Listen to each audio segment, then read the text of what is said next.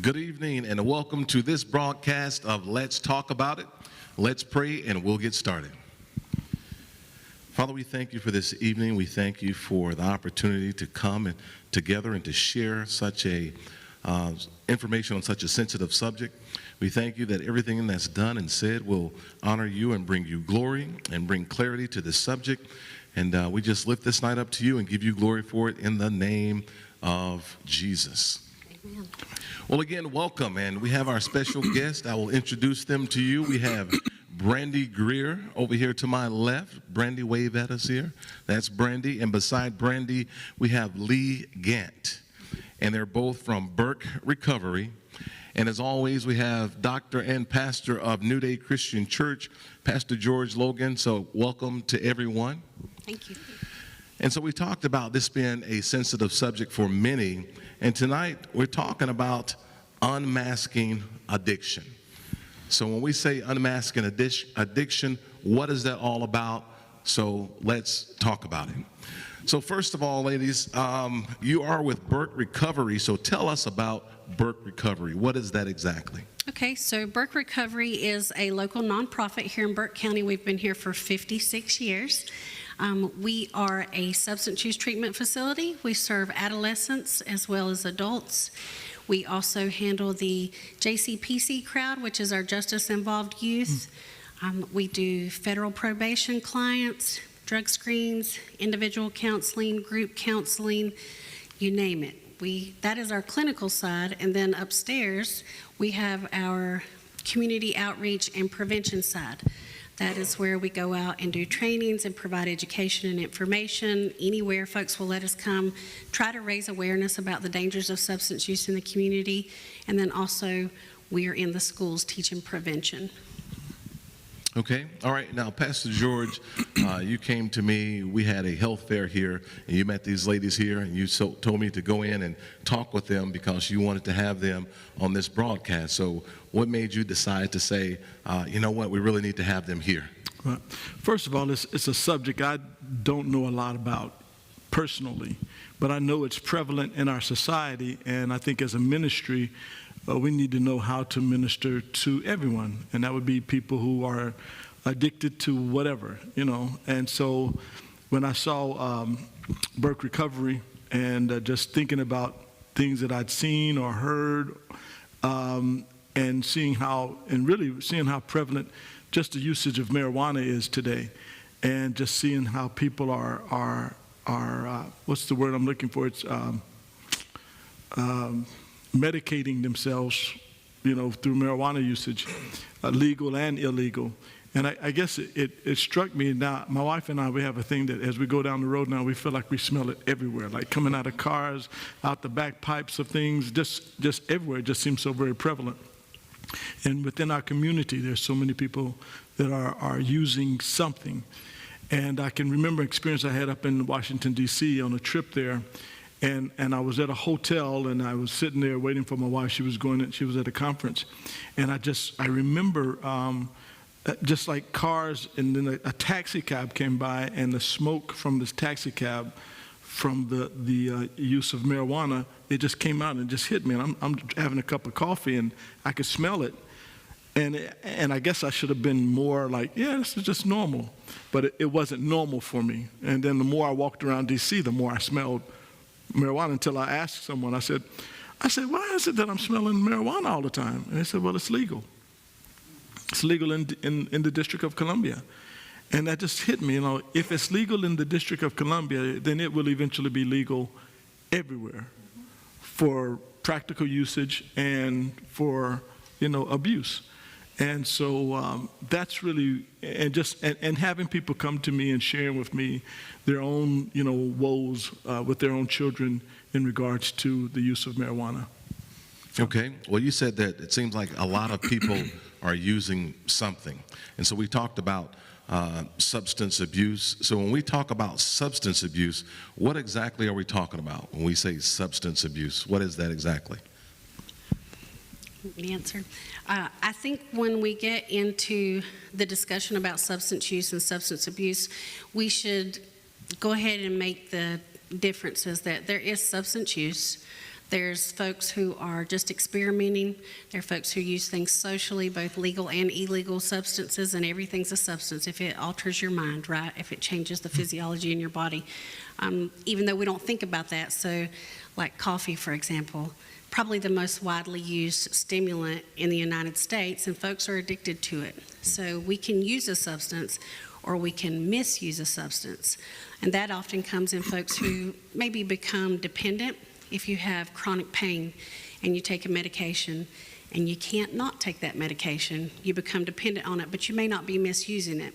At some point in time, if you're prone to that, maybe you start taking 2 every 4 to 6 hours, or you start using a different method of delivery to get that medication in your system. Well, at that point, you're abusing it. So there are a couple of different levels there, but when a person becomes addicted to a substance, kind of takes over, hijacks that pleasure pathway in the brain, and becomes more important than most anything else that they experience daily.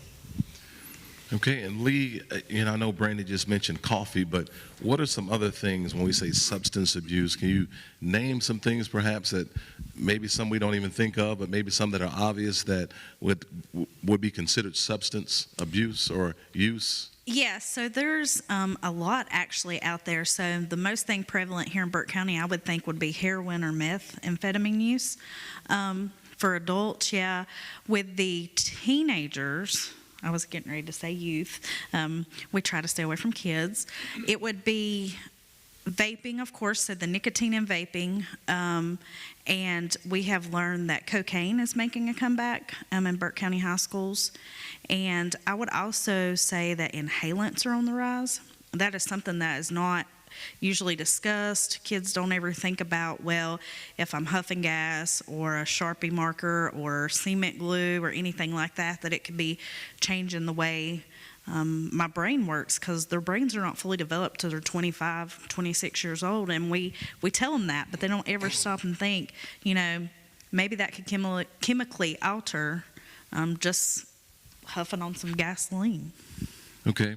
And we've heard of heroin or cocaine, and we know what gas is, but now you mentioned vaping. For some who may be in the more mature or older generation, and what is vaping exactly? Can you tell us what that is? Because that is a huge problem here in our county. So I would say it's basically like the new technology of smoking a cigarette. It's just a different method of delivery, but we tend to say vaping when we're actually talking about the nicotine is the addictive substance in it. Okay, and with the vaping, the cloud of smoke that comes out, if you smell it, I mean, it's cherry and grape and strawberry and pina colada, those kinds of smells come out, so it's supposedly more innocent, I guess, as some would see it. Well, and let me ask you ladies this. Why are you involved in this area of work, this line of work? For myself personally, I'm in recovery. I spent about 15 years in active addiction. This is my 19th year in recovery. So I've finally got more time using my brain the right way than I did before. But my little brother, he's 19, he died of an overdose. My father committed suicide by overdose. My family's just inundated with it. Friends, especially the last 5 or 7 years, I've probably lost 17 or 18 close friends, people I ran with in school, people that I, played sports with, who have succumbed to addiction and ultimately lost their lives. And then many, many more who are suffering every day because it's controlling their lives. They're a slave to their addiction. May I ask you a question? I appreciate your transparency. Can you speak to how that journey began for you? Like, what was the beginning stages of that for you? Sure, I'd love to. Yeah. So I was in a very abusive relationship, and we both abused drugs also. And the Lord blessed me. I might get emotional, try not to. The Lord blessed me with a daughter, and she was like the coolest thing I had ever seen before in my life. And didn't want her to grow up and accept the kind of treatment that I was accepting. Didn't want her to wake up every day trying to get a fix, living for something that wasn't doing anything for her but killing her. Didn't want her to experience that. So I finally left the situation I was in. We moved to a battered women's shelter, and we had to go to church. So I went on Halloween night to a church service, and you had free food. So if you get the hot dogs and stuff you get, but you had to listen to the sermon first, right? And I was like, hey, it's free food. I'll listen to whatever you want me to hear. I didn't know the Lord. I knew what church was. I knew what Easter and Christmas were. But the pastor gave a message that touched my heart. When we closed our eyes and he asked us to give our heart to the Lord, I did. And, raised my hand, quietly with everybody else's head down because I didn't want to be embarrassed. And after that, he said, all right, if you raised your hand, I want you to come up here and profess your salvation. I was like, I'm not doing that. I barely got my hand up. And I didn't know Scripture. And God spoke to me audibly, and he said, if you deny me in front of your friends, I'll deny you in front of my Father. And I didn't even know that was Scripture until weeks later when I talked to my grandmother about the changes that were happening in my life. And she said, oh, that's right out of the Bible. And I said, well, it's what he told me. And my daughter is the reason I started to make a change, and God is how I have maintained that change throughout this. Praise God. Yeah. Thank you. Thank you. Well, Brandy, let me ask you about something you said earlier. First of all, so we talked about vaping, talked about marijuana. How does one usually get started? We hear about gateway drugs. Like, is it by yourself? Is it usually with friends? How does that all happen? And Brandy or Lee can speak to that. Either Sure. one. So we found that usually it's through older siblings or friends or parents. That is actually one of the reasons that we have one of our medication lock boxes that looks like a really soft pouch for parents to lock up their vapes. Because kids, they already think nothing's going to happen to them because they're at home, they're seeing their parents doing this vaping, their friends, their older siblings. They look at us when we tell them these health effects and conditions that come along with it, and they're like, that ain't happening here. I've never seen that. Y'all are just saying that. You're just trying to scare us. And the true fact is, we tell them all the time, guys, vaping is so new, we don't know what the outcome's going to be. I mean, we're just now, you're 50, 60 years into cigarettes being out. You know the studies behind it. You know the lung disease and everything that's COPD, all the health concerns with it. You don't with vaping. You guys are the guinea pigs. When you're our age, that's when we're going to really know the studies behind it. So every one of y'all that they get hooked on the nicotine in the vapes, they have a customer for life. They don't have to worry about you going nowhere. I try to express to them also, because young people, because they will get mad at you if you call them kids, they think they know more than everybody else. A lot of times that's what we experience, and I have teenagers. He's way smarter than me. But we want them to know that the industry is taking advantage of them, right? So we have this 50 or 60 years worth of studies. Tobacco's been around a lot longer than that. But we know the effects, long-term effects of cigarette smoking. Well, cigarettes aren't cool anymore. We call them dialogue cigarettes. They stink. They turn your fingernails and your hair color. You can't shake them fast enough for the smoke to not go up over the bathroom stall. We've all tried. You can't get away with it. It's just too noticeable. So the tobacco industry said, well, maybe we need to do something. If they're going to quit smoking, we've got to figure something out, right? So they bought out the vape companies because they're digital. They're electronic. They can put skins on it. They can have wonderful smells. They're not trying to get me to smoke with Cinnamon Toast Crunch flavored stuff. They're marketing that directly to our kids, and they don't realize that. And something that we have found, this is my honest opinion. So we're in the middle schools and high schools. Actually, right now, at Burke Recovery, we're seeing 3rd, 4th, and 5th graders because they have violated the drug-free policy in Burke County Public School System. Most of that is vapes. Some of that is dab pens with THC, which we'll probably talk about also. One pod that goes in a vape, and that's the liquid that has the nicotine in it, is minimal 20 cigarettes worth of nicotine. So when these kids are hitting that one time, that is such a concentrated amount of nicotine that they're actually getting high off of it. So, if you've ever smoked a cigarette, it might have made you a little lightheaded or nauseous or something like that. But that quick delivery of that intense amount of nicotine causes addiction to start happening a lot quicker.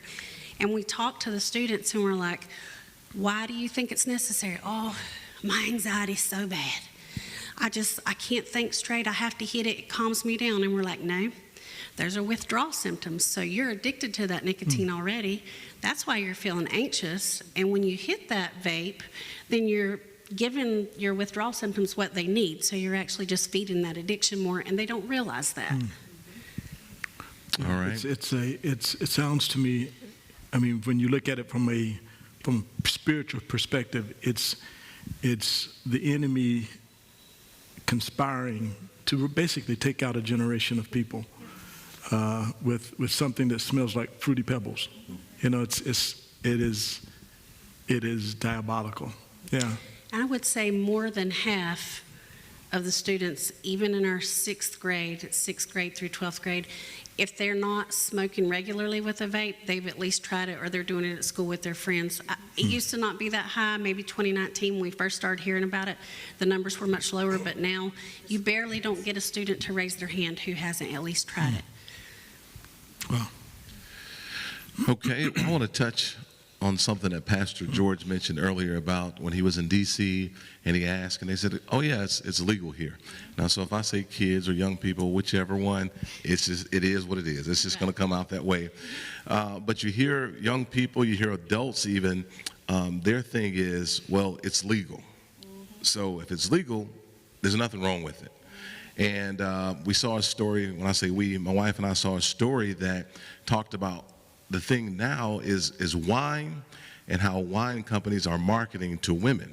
And so there are a lot of women who are drinking wine and they're becoming addicted to wine. They show moms on playgrounds and they have their sippy cups, as they call them, on the playground and on play dates. And, you know, they have the shirts made and little cute aprons, and it's in disguise as cute and just kind of take the edge off, relax a little bit. But again, it's something that's legal.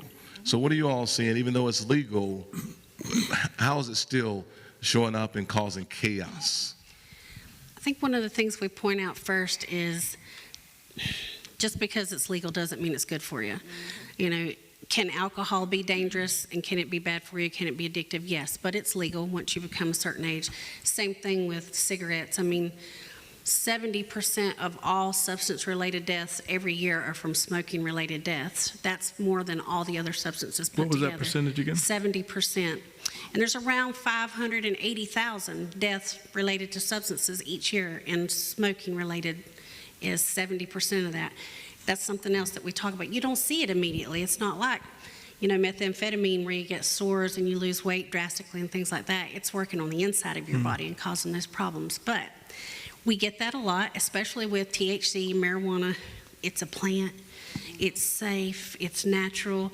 We have rebuttals for all of those, yes, but the most important thing, I think, is just because it's legal doesn't make it safe. And you would be surprised what folks who want to put money in their pocket will sacrifice of your life and your health to line their pockets with money. So I think it's important to point out that there's really, you know, if you follow the trail of money, that's what it goes back to. Yeah. Were you about to say something, Lee? No. No, I was thinking when you said that, and I think it's across the board throughout history, throughout mankind. You know, Scripture says the love, the commitment to money is the source of all evil. Basically, I'm paraphrasing, but that commitment to it, some people would sell their mother and their father for the purposes of money, and so when you've got someone trying to make money, they don't care what it is. You know, if you die, what is that to them? They just fill their pockets, and I think those are the things that people don't. There is a money trail, as you just said, and I think it all lines up with, you know, the love of money is the root of all evil. Not money. Right. Money can do some wonderful things, but the love of it, the commitment that I'll kill you for it. That's so. If you got something like you said, like a substance that you can, I mean, it's like the best business plan ever. You know, you get them hooked on it, and then you sell it to them until they die. Exactly. That's, yeah. Well, Lee, I want you to talk about this one, okay? I remember growing up, and you'd see movies where they would, it's supposed to be like a comedy, and they'd like have brownies, and they put the marijuana in the brownies, and it'd be a funny scene because of all of these people eating something that's sweet or cookies, but nowadays it seems like there's so many products that have, what is it? Would you say THC? THC, yes. Right. So can you talk to us and tell us about what are some of the things that seemingly are innocent, but a lot of the young people are using nowadays? So I can actually tell you specific here to Burke County. So in 2018, they passed a farm bill, and because of it, they are allowed to put up to 3% THC into hemp products, which are legal here in North Carolina. Because this is a loophole, realtors figured out how to extract all of the THC out of the hemp. That is your Delta 8, 9, and 10 products that you see here in Burke County. Usually you'll see it on a little flag flying out in front of the store, or it's lit up in the store things. That has THC in it. It will cause you to fail a drug screen. It is habit forming. It is the exact same thing. I just lost my train of thought. It's okay. Where did I go? What was the question? The question was, Rephrase my question. Tell me some of the things. I talked about the brownies, yes. but what are some of the things That's it. I'm so that sorry. we're taking nowadays? using? It's been a long day. That's I've been at fine. work since 7:30. So here in North Carolina, or Burke County, what we're seeing is those gummies and those brownies and candy bars and caramels are already here. And we do have stores in Burke County that sell to underage.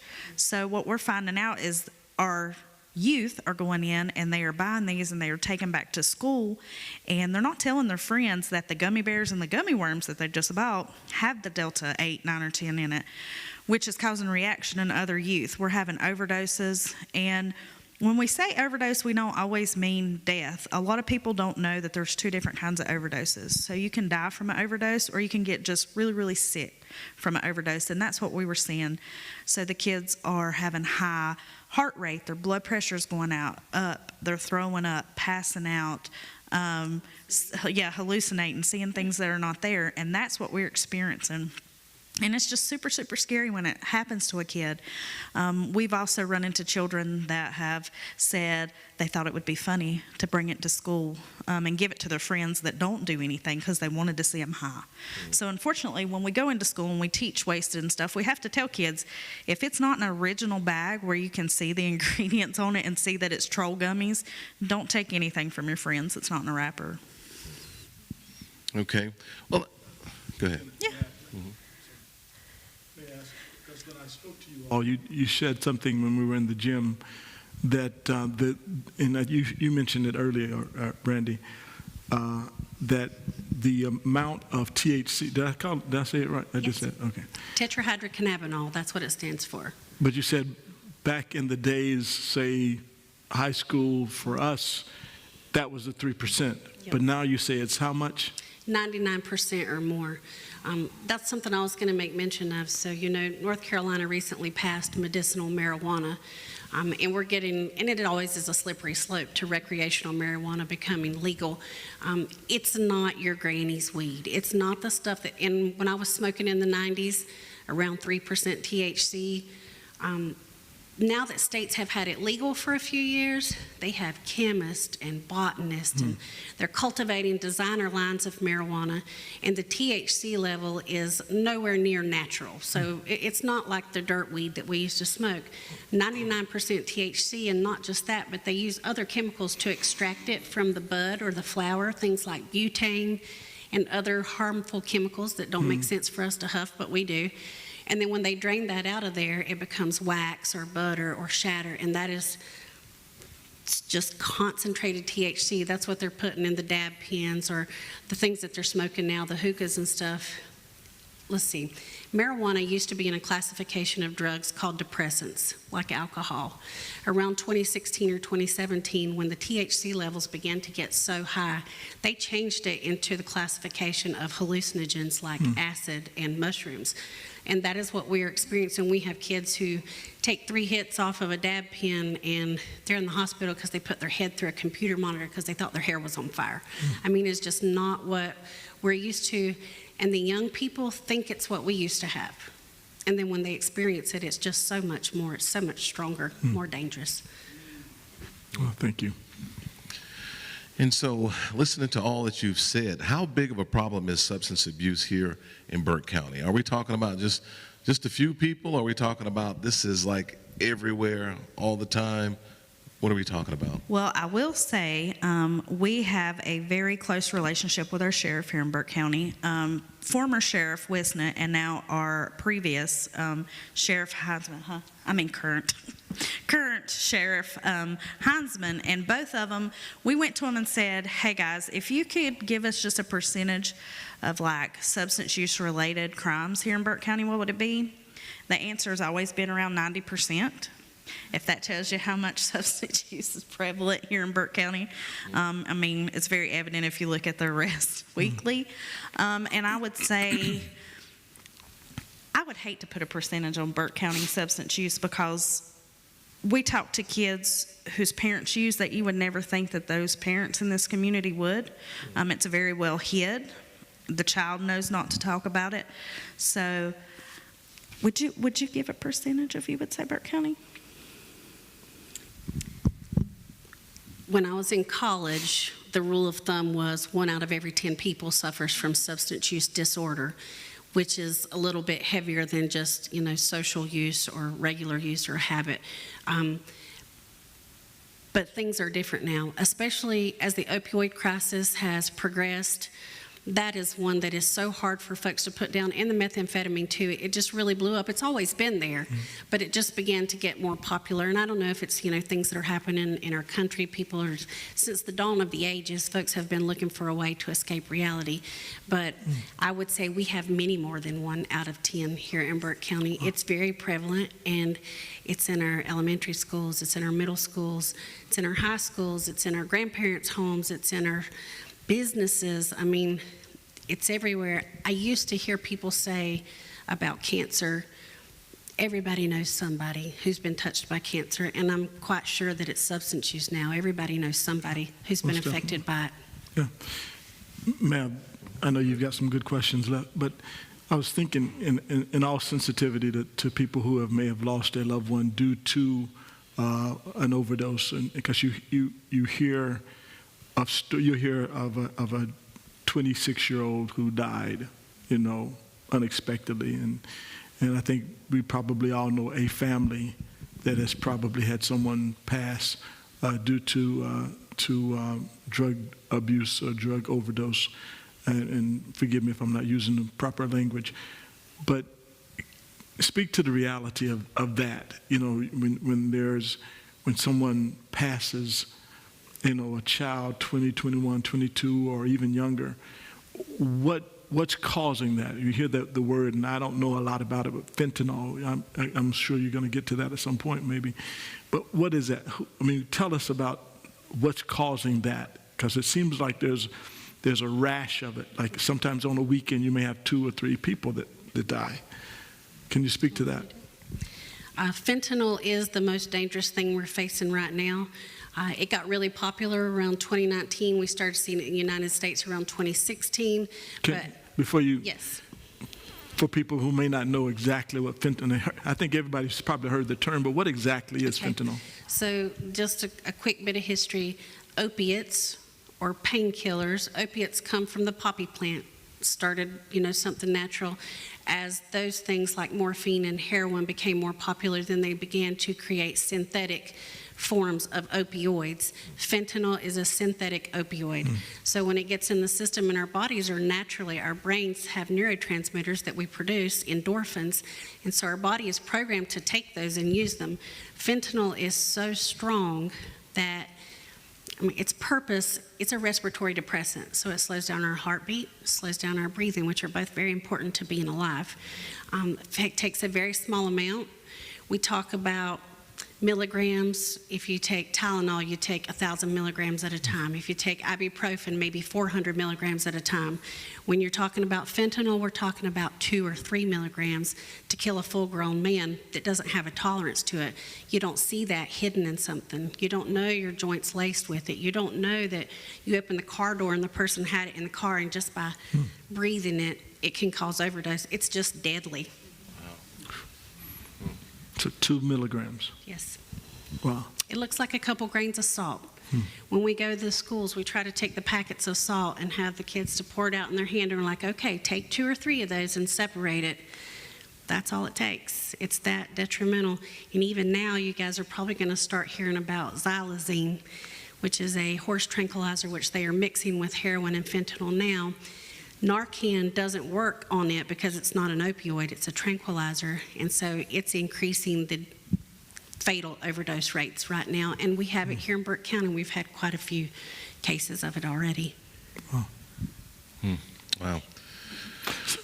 I've got a lot of questions, so go ahead. All right. You know, And Lee, you just mentioned a few minutes ago, you talked about you having parents who are using that you wouldn't think these parents would be using. On this broadcast, we talked about mental health before, but I kind of put this in that same category, and you correct me if I'm wrong or talk about your experience in the sense that it's kind of taboo to talk about. Like with mental health, is we don't want to talk about that, or if mom is using or dad is using, we don't really want to talk about that, or if they have a drinking problem. Can you speak to that? Yeah, so a lot of times what we find is, of course, it's hush-hush. If you are a high society person, you're absolutely going to not want people to know your dirty little secrets. So that's where we find that a lot of things are hid behind that. And I think, too, because it's painful. No matter who I am, I don't have to have any standing in the community. If I have a son who's addicted to drugs and has drug our family through pain and torment, and we worry every day if he's going to wake up the next day, and we're raising their children and things like that, those things are painful to us. And so we don't want to share that pain with everybody. And sometimes it's shameful, and we don't want other folks to find out about it. And what's in all actuality, lots of folks are dealing with it. I think the stigma associated with substance use, and you're right, mental health. So if you work in the mental health field, there's something called the DSM, which is how we diagnose mental health orders. Well, substance use disorder is in that. It is a mental health issue.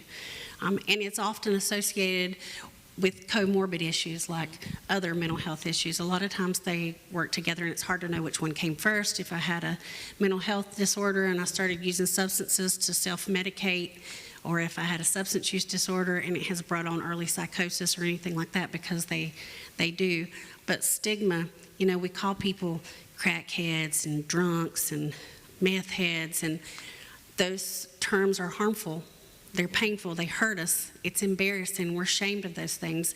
So we don't talk about it, which just keeps it further in the shadow. One of the things we try to do is talk about changing our language. So somebody would probably be mad at me for just saying those 3 words I just said. We want to show those folks respect. They're not a crackhead. They might be a person who has a problem with something, person first language, and that's something we work on. We hope that changing our language some will help reduce the stigma, and it will be easier to talk about and easier to get help with. And I'll say what you didn't say, Brandy, because I think you were about to say it, but you were respectful of the church. I think that some of those stigmas come directly from the church. In other words, the sense of you got to be clean, you got to be whole, you got to be everything that Jesus came to do for us. We think we have to do it on our own. So admitting, accepting, talking about it in the context of church creates that stigma, so people won't come for that kind of help. And I think language is important, even with myself, to not even in jest to kind of say words that will kind of make a person who's challenged in that area to, I ain't gonna say nothing today. I'm challenged with that.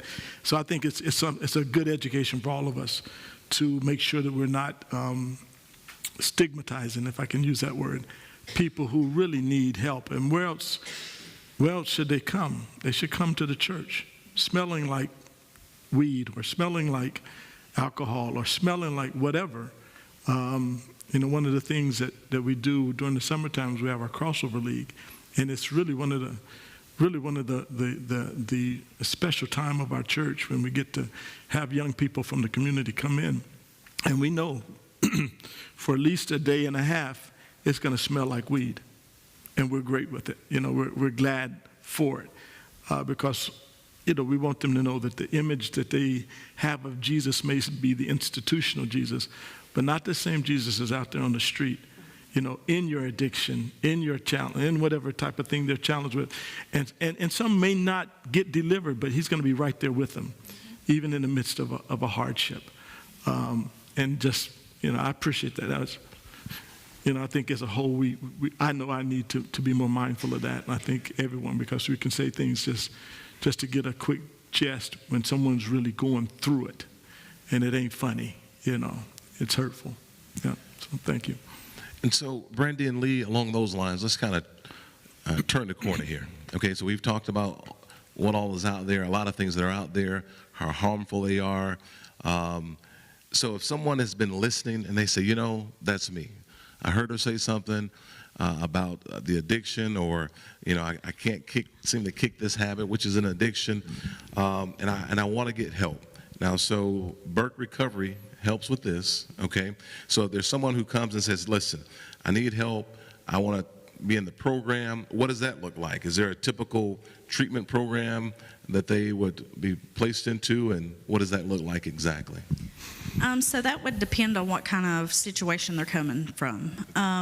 We never turn anyone away if you're not able to pay, and I think that hinders a lot of people from getting help, because I know there are a lot of treatment facilities that turn people away if they don't have any help. But we do take Medicaid, we have a sliding scale, and we take you in if you can't pay. But we got to bring you in and do an assessment for you. And when our counselor does that assessment, she's going to give you what she suggests. Sometimes it's mental health. Maybe you don't need to come get substance use treatment. If you do, she's going to give you certain hours that you need to complete. And like Brittany mentioned earlier, we offer individual counseling. If you're trying to mend fences with your family, you're welcome. We open arms, bring your family in. We want to help mend families and stuff. So you really got to come in and get that assessment for us to be able to navigate you the different paths that we have at Burke Recovery. But we will, even if it's out of county, we have tons of resources, and we will connect you to those resources and get you there. Okay. And you mentioned something that's very important, I believe, because I've heard stories of someone who maybe was addicted, and they burned all the bridges with mom, dad, family members, and the family, they don't want this person around, don't let them in the door, we don't want to see them at family reunions.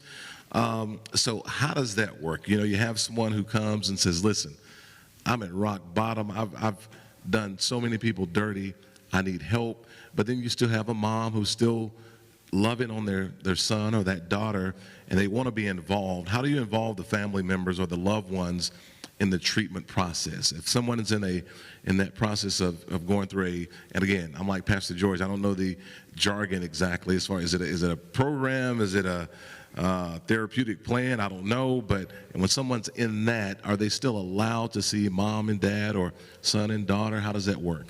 Yeah, so after their assessment, they're going to get a treatment plan. And with that treatment plan, they can include things like that. Now, we have a men's residential facility. It's a 90-day facility.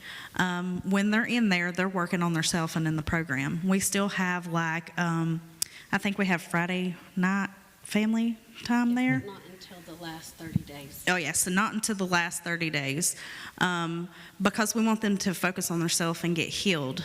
We encourage people when they come to us to find a sponsor, to attend NA or AA meetings, depending on what substance you're abusing, because you need to go ahead and start building from the ground up, and that's what's going to help you, because those first couple months are the roughest times. Those are going to be a tendency to have your relapses and stuff. You need to go ahead and form those bonds with sponsors and stuff that have been through it, and they can help guide you through it so you don't use. But yeah, we just find all different paths that we help people with. So it really just depends on that. If you come in and say, "My mom's not talking to me, I want to fix that relationship," when we direct you there, there's the 12-step program. So that really works on you and focuses on mending those bridges and stuff.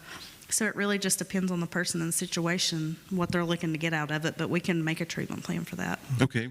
And then by the same token, do you have something for the loved ones to go through? Is there a class for them? Is there something that they go through? Maybe they don't want to be involved really, but the son or the daughter saying, listen, I'm really trying, I'm doing better. Can you talk to them for me? And those parents, is there something that they can go through to better understand what all of this is about? There are a lot of options, actually, a lot of resources out there. I would encourage folks to maybe contact someone like from our Substance Use Coalition, because we're involved with many of the human service resources that are here in the county, and there are things like Al-Anon, which is for people who are affected by alcoholism, but it's not just for alcoholism anymore. It's for people who are affected by substance use. They have wonderful tools and programs.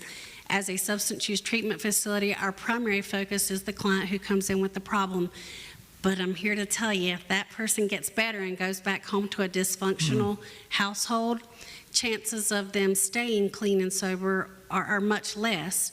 So we always encourage, bring your family with you. The clinician that we have is a licensed family, marriage. She's got alphabet soup behind her name. Really, I think she can do anything. But she encourages them, and we do have family nights, and we offer them reading material and other resources, and we are always happy to farm people out. You know, you need a referral for this, let me get you this information. You don't want anybody in Burke County to know, let me get you some information in McDowell or Wilkes County or Buncombe County, whatever they think will help. We are always encouraging that because it's such an important part of recovery. I read something not too long ago recently, and it was talking about how habits are formed and how habits are broken. And it was talking about people who had fought in the Vietnam War, and many of them came back with heroin.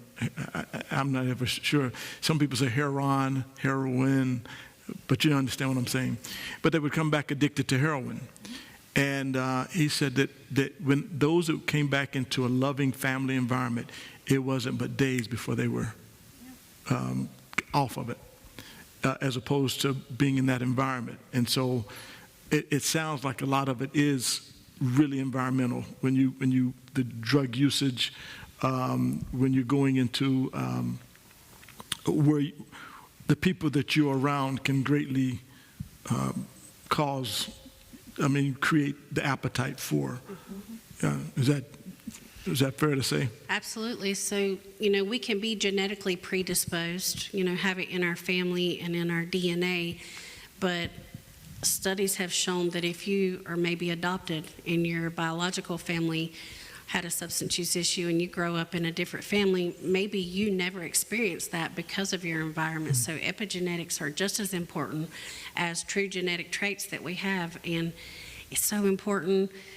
I have kids, and I'm pretty sure they'll hate me until they move out because I have to be mom all the time, but the people your children are hanging out with are developing their personalities. And peer pressure sounds so funny because we've talked about it for so many years, and it seems as adults we're in our 40s and 50s and we're like, who cares about peer pressure? But that is the most important thing to those kids right now. Image, reputation, all of those things. And I will also mention that the internet has made it, it doesn't even take any effort to get substances. You don't have to be a certain age. You just have to know the key words to type in, and somebody will walk to your house and bring it to you. So I think it's important to really keep an eye on our adolescents. Okay. Well, as we're winding down, I'd like to know, so we talked about getting into a treatment plan. We talked about coming out and coming out of that treatment plan and going back home or going back to an environment that is a positive or negative, and then how that can affect the person. What kind of support is available in case someone does relapse? And I want to ask that question, but then also, Brandy, you shared your personal experience already. I don't know if you want to share anything about, again, I'm just speaking from the movies, I'm sorry, as far as you'll see people who 3, 4, 5, 10 times they've gone back and forth to rehab. So what does that look like? What type of support is there if someone does relapse? So that happens quite often, more than not. It's kind of expected. That's why we are so strong on, I will tell you, we didn't touch on Burke Recovery as an abstinence-based program. We're the only one here in the county, so we believe in working the 12 steps. Not that we don't believe in other paths, because people do need medically assisted treatment or therapy to get off substances, but we just believe in the 12 steps, and so we encourage that sponsorship. You have to find somebody to connect with that's been in the same place as you so they can help guide you. And then we start encouraging them to find friends that are in recovery. You know, when you go to those NA and AA meetings, that's where you build the friendships that's going to start your recovery journey. And when you do relapse, those people aren't going to turn you away. They're going to welcome you back with open arms and say, it's all right, man. I done it once, I done it twice, I done it 3 times, and here I am. We're also like that with our Flynn Community Center. Did I say it right? Flynn Recovery Community. Flynn Recovery Community Center. We welcome people back. If you come through our 90-day facility and you really wanted it the first time and you didn't have no other option to go back to the place that you came from, and that was a bad place. That's where the substances were, and you relapse, and you call us and you say, hey, I really want to come through there again, and this time maybe they're from Buncombe County, and they say, I'm going to stay in Burke County, I'm going to start over, find a job, new friends, and everything. We welcome them back. We are just as much as supported as anybody else. We have never turned people away. We've had people come in 3 years later and just want to give us an update about their life. We are very strong in our recovery community here. And do you have statistics on relapse? Like what percentage? Sadly, recidivism rate is over 80%. Over 80%. And I will mention in the last few years, the fatal overdose rate has increased exponentially because of the fentanyl. And what we find now is relapse is often a death sentence because either they've been incarcerated or they've been in some other institution or even just have some time under their belt where they haven't used, so they've lost that tolerance, and the first time they use, they think they can use what they did before and they overdose, and it happens all the time.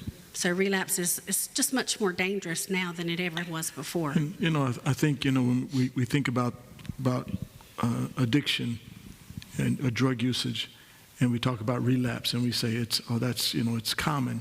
Well, I think in the lives of all of us, we relapse. We relapse on Lay's potato chips. Like I'm trying to get off of Lay's potato chips, or M&Ms or whatever the case may be. I don't mean to make light of it, but we should treat it more like that than, that's terrible. How could you go back to that? I think it's common, but by the grace of God that we keep a straight course. And then at the same time, when we relapse in whatever thing that has had us trapped, he's like, all right, it's okay. Come on, let's go. And taking the stigma off of the relapsing. And I think you all can speak and have already spoken to this, how detrimental shame is in the culture as a whole. The one receiving the shame and the one giving out the shame. How people can, to me, that's the greatest isolator and paralyzer is, shame. And so one thing you didn't mention, and I would love to hear your answer on this, do you ever make recommendations of, as a resource, here's a church we know of. Do you do that? Because, and I'm not saying I'm saying it because the church, we have to kind of have a place where the walls don't look like walls anymore. So, it's kind of a two-edged sword. When I went to college in my late 30s, because I was stupid way before then for a long time, we were told you don't share your faith with clients. You can't work here if you're going to profess your faith all the time, because I profess my faith because that's how I got off drugs. That's how I stay off of them. But what I can do if someone asks me what my journey was, if someone asks me what I think, and so what we've started doing so that we can slide it in there, because I can't tell you how many people I know are successfully navigating recovery. There's a spiritual aspect to it. Very few people that I know who are in long-term recovery have no relationship with Christ, or at least something they consider a higher power, but mostly Christ, because even the 12-step program is not a Jesus program. And I try to explain that to people, but it does encourage you to find something bigger than you that you can relate to and things like that. So we have to be careful how we recommend it.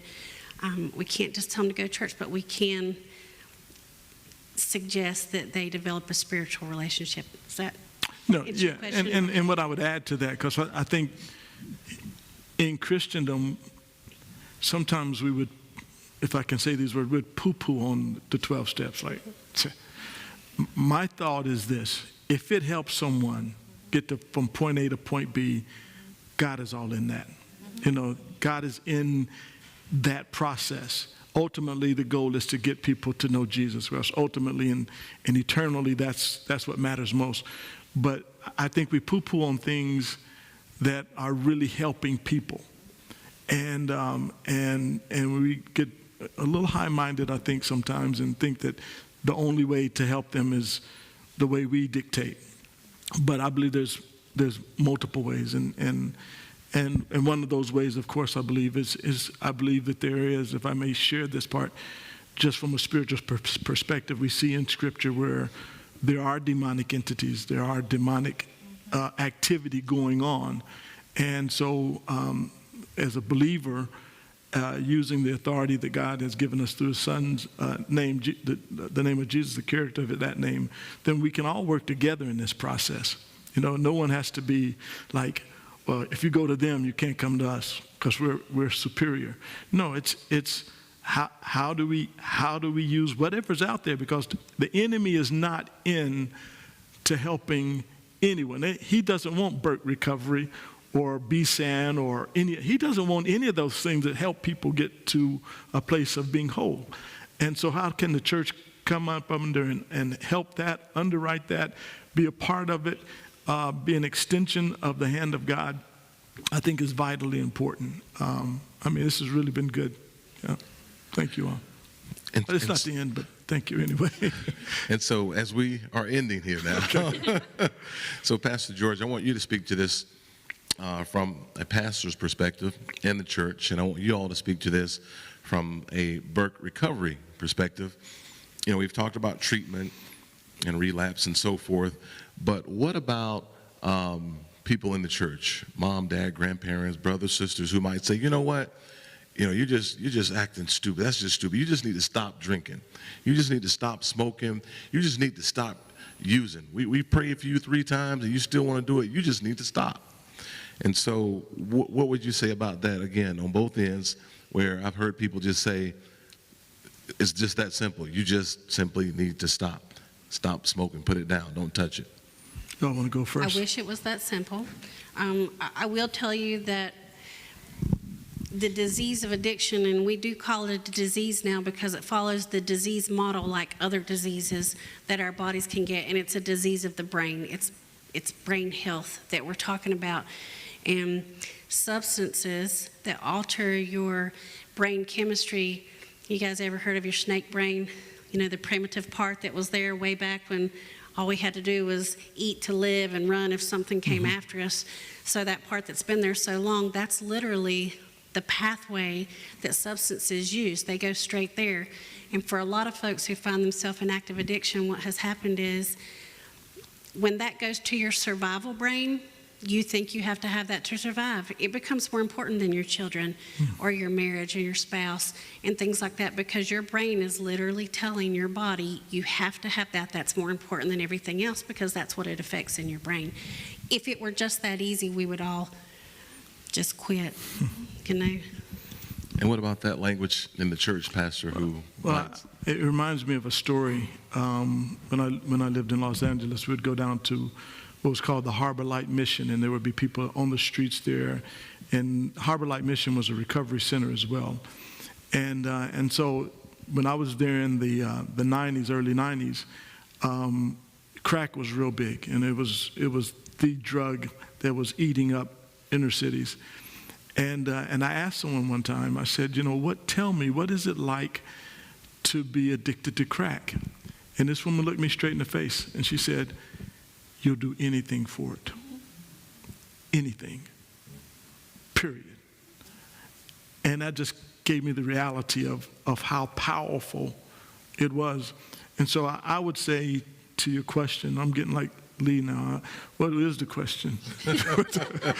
What's the question When here? someone says, for example, we prayed for you 3 times, you just need to stop. Yeah. You just need to don't pick it up. You don't smoke. You just need to stop. It's that simple. Well, a couple of things come to my mind. Number one, the Bible says, be ye transformed by the renewing of your mind. So that means that the mind is malleable. It can be changed. It can be transformed. It can be shaped. It can be shaped by, I think, environment, by words, by people, obviously by drugs as well. And so that comes to mind, that we can't leave people just to their own devices.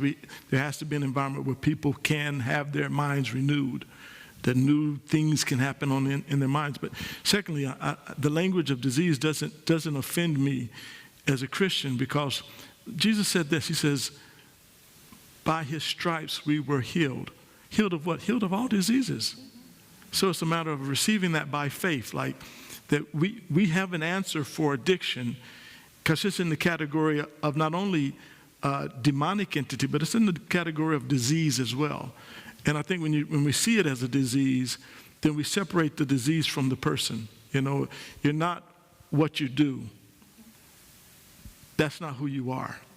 The things we do is not who we are. So we can approach it. I think that our angle can be a lot different than seeing them, as a leper in a leper colony over there and just stay over there with all the rest of the lepers.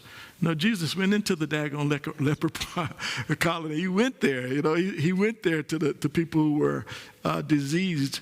And I just think we have to, myself included, have to be more open to going to where the lepers are and letting them know that it's okay. We don't see you as this or that. Can I just add one more question? I know we're about to go, but how much of the, we hear a lot of talk about the transient and the homelessness in our community. How much would you say is that drug related? Lot, little? Well, I would say a lot. A lot. I don't want to be unfair and say that every homeless person has a substance use, because I have run across several that are just down on their luck. Mm-hmm. They can't afford housing right now because rent is outrageous in apartments, and they choose to live in a vehicle or a tent. But I would say a lot. And if not that, mental health. Yeah. Mental health. They can't maintain their own place. So I close with this statement here on that. Every means necessary to bring wholeness to a person's life, to me, is the answer. Jesus being the most important piece in that answer. But I believe if Jesus were here, and we see this all the time in his life, he took care of them first, and then he shared with them who he was. The woman at the well, he began to share with her first, how she can, aspects of her life. And then he unveiled himself. And so I think the unveiling is not at the beginning. The unveiling is after I've ministered to your needs. And then we unveil Jesus, because now that they're like, who is this dude? Who's this dude that told me all about my life, and cared and showed concern and compassion. So, yeah. All right.